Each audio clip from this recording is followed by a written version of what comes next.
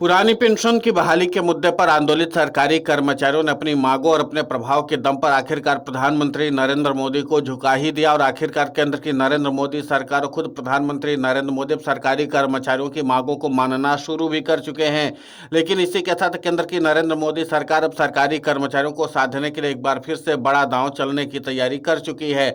आपको बता दें कि केंद्र सरकार ने यूनिफाइड पेंशन स्कीम यानी कि यूपीएस में शामिल होने के लिए विकल्प चुनने की समय सीमा 2 महीने और बढ़ा दी है। अब मौजूदा सरकारी कर्मचारी और पूर्व पेंशन भोगी और दिवंगत पेंशनरों के साथ ही 30 सितंबर 2025 तक इसमें शामिल होने का फैसला ले सकते हैं। लेकिन दरअसल सरकार ने यूपीएस को 1 अप्रैल 2025 से लागू किया था। शुरुआत में कर्मचारियों को 30 जून तक का समय दिया गया था, जिसके बाद 30 नवंबर तक बढ़ाया गया था। लेकिन अब हाल ही में यूपीएस में स्विच ऑप्शन, स्वैच्छिक इस्तीफे या अनिवार्य रिटायरमेंट पर फायदा, टैक्स छूट जैसे प्रावधान जोड़े गए हैं। इन्हीं बदलावों के बाद कर्मचारियों की मांग पर सरकार ने एक बार फिर से अंतिम तारीख बढ़ा दी है, यानी कि 2 महीने का और समय बढ़ाया गया है। वित्त मंत्रालय के सूत्रों का कहना है कि हजारों कर्मचारी दुविधा में थे कि वो पुरानी पेंशन व्यवस्था में रहें या फिर नई यूपीएस का विकल्प चुने। नए बदलावों में यूपीएस को और आकर्षक बना दिया गया। उदाहरण के लिए 3 बड़े बदलाव किए गए हैं। स्विच ऑप्शन है पहला, कर्मचारी चाहे तो भविष्य में यूपीएस और एनपीएस के बीच में बदलाव कर सकते हैं। टैक्स बेनिफिट यानी कि नए प्रावधानों में टैक्स छूट को ज्यादा साफ कर दिया गया है। रिटायरमेंट पर सुरक्षा यानी रिटायरमेंट या जबरन रिटायरमेंट के मामलों में भी पेंशन सुरक्षा की गारंटी दी गई है। आपको बता दें कि हमेशा से पुरानी पेंशन को लेकर के सरकारी कर्मचारी व्यापक तौर पर आंदोलन चलाते रहते हैं और इसीलिए पेंशन हमेशा से राजनीतिक संवेदनशील का मुद्दा रहा है। और इसी को ध्यान में रखते हुए इस बार सरकारी कर्मचारियों की जो मांगे थी उसको प्रमुखता के साथ सरकार ने रखा है और ये बताने की कोशिश की है कि सरकार कर्मचारियों की मांगों को लेकर के काफी ज्यादा गंभीर है। अब सबसे महत्वपूर्ण बात यह है कि इस बार पेंशन जो हमेशा से राजनीतिक संवेदनशील का मुद्दा रहा है, पुरानी पेंशन स्कीम यानी ओपीएस को बहाली को लेकर के राज्यों से लेकर के राष्ट्रीय राजधानी दिल्ली तक में आंदोलन हुए। यूपीएस को सरकार ने ओपीएस और एनपीएस के बीच का रास्ता बता करके पेश किया है। अब अंतिम तारीख बढ़ाने से सरकार को यह संदेश देने का मौका भी मिला है कि वो कर्मचारियों की चिंताओं को सुन रही है। इसके बाद पीएफआरडीए को सीआरए सिस्टम और नियमों में बदलाव करने के निर्देश दिए गए हैं, यानी आने वाले दिनों में कर्मचारियों को यूपीएस विकल्प चुनने के लिए और भी आसान डिजिटल व्यवस्था मिलेगी और इसी के साथ सरकार सरकारी कर्मचारियों को यूपीएस के साथ जोड़ने के लिए और तमाम तरह की चीजों पर कवायद करने में जुटी हुई है।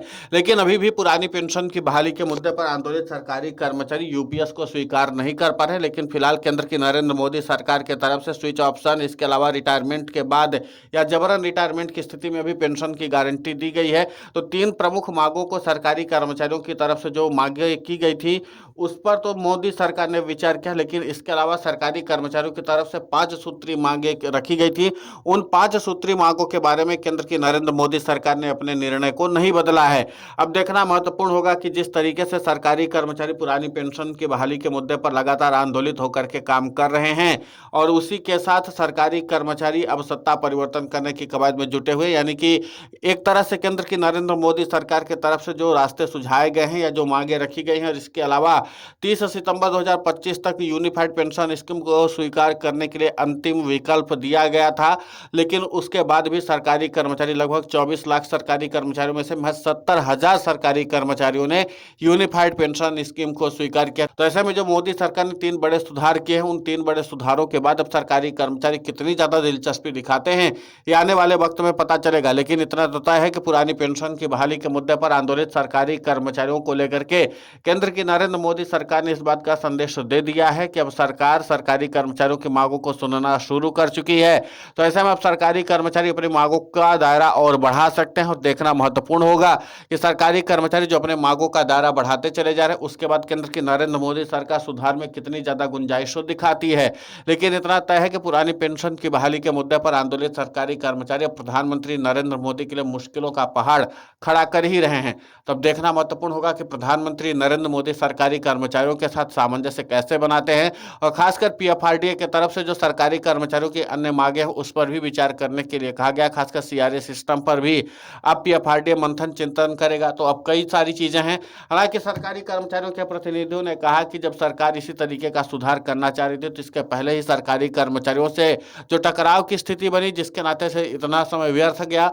अब ऐसे में सरकार को बार बार यूपीएस को स्वीकार करने के लिए डेट एक्सटेंड करनी पड़ रही है और इसी के साथ साथ लगातार इस पर बदलाव होने की स्थिति पैदा हो रही है। और अगर सरकारी कर्मचारियों की 5 सूत्री मांगों को सरकार पहले ही मान लेती तो इतनी ज़्यादा दिक्कत ही नहीं आती और सरकारी कर्मचारियों का भी समय बचता और सरकार का भी समय बचता।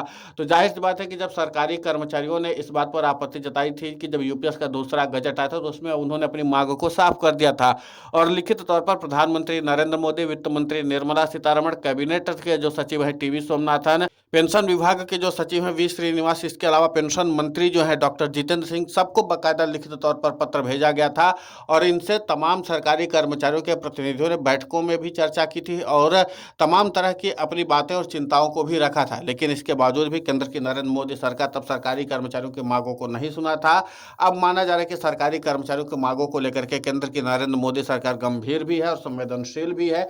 अब देखना महत्वपूर्ण होगा कि प्रधानमंत्री नरेंद्र मोदी और आगे सरकारी कर्मचारियों की कितनी मांगों को स्वीकार करते हैं और कितना ज्यादा सामंजस्य बनाते हैं। फिलहाल इस पूरे घटनाक्रम को लेकर के आपकी प्रतिक्रिया बहुत महत्वपूर्ण होती है, आप हमें कमेंट करके जरूर बताएं। साथ ही पुरानी पेंशन की बहाली के मुद्दे पर हम लगातार आंदोलित होकर के खबरें चला रहे हैं। आप हमारे समर्थन के लिए चैनल को सब्सक्राइब करें, खबर को ज्यादा से ज्यादा शेयर करें ताकि पुरानी पेंशन की बहाली का मुद्दा और बुलंद हो।